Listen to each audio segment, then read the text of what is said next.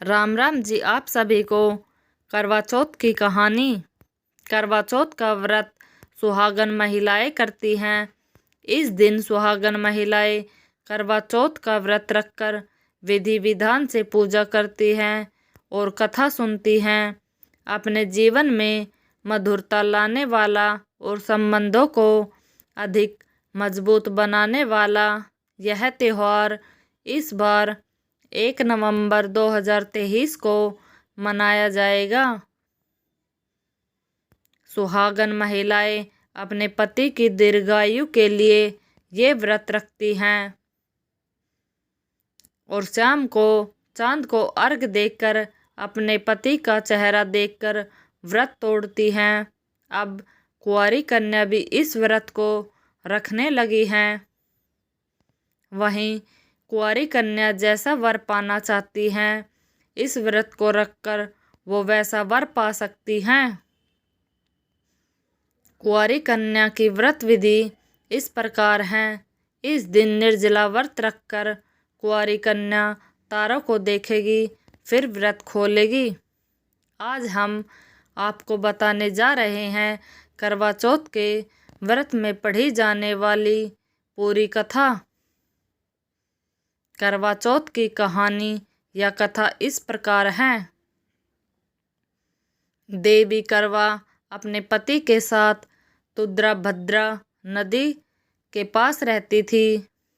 एक दिन करवा के पति नदी में स्नान करने गए थे तो एक मगरमच्छ ने उनका पैर पकड़ लिया और नदी में खींचने लगा।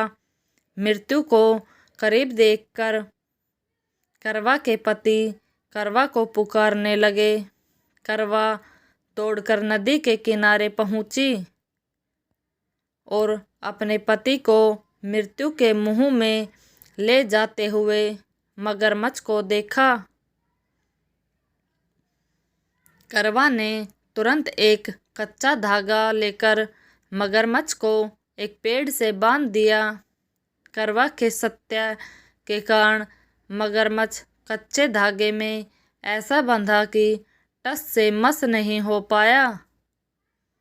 अब करवा के पति और मगरमच्छ दोनों के प्राण संकट में फंसे थे। फिर करवा ने हाथ जोड़कर यमराज को पुकारा और अपने पति का जीवन दान मांगने लगी और मगरमच्छ को मृत्युदंड देने के लिए कहा।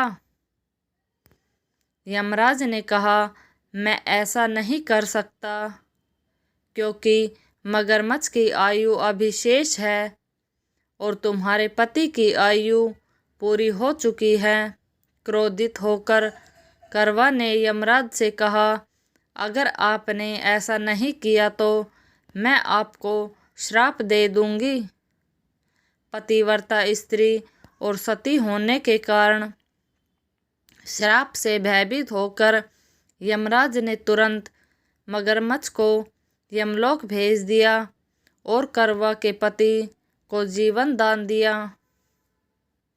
इसलिए व्रत में सुहागन स्त्रियां करवा माता से प्रार्थना करती हैं कि करवा माता, जैसे आपने अपने पति की मृत्यु के मुंह से वापस निकाला, वैसे ही मेरे सुहाग की रक्षा भी करना। करवा की तरह ही सावित्री ने भी कच्चे धागे से अपने पति को वृक्ष के नीचे लपेट कर रखा था। कच्चे धागे में लिपटा प्रेम और विश्वास ऐसा कि यमराज ने सावित्री के पति के प्राण अपने साथ लेकर नहीं जा सके। सावित्री के पति के प्राण यमराज को लौटाने पड़े और सावित्री को वरदान देना पड़ा कि तुम्हारा सुहाग हमेशा बना रहे। धन्यवाद आप सभी का।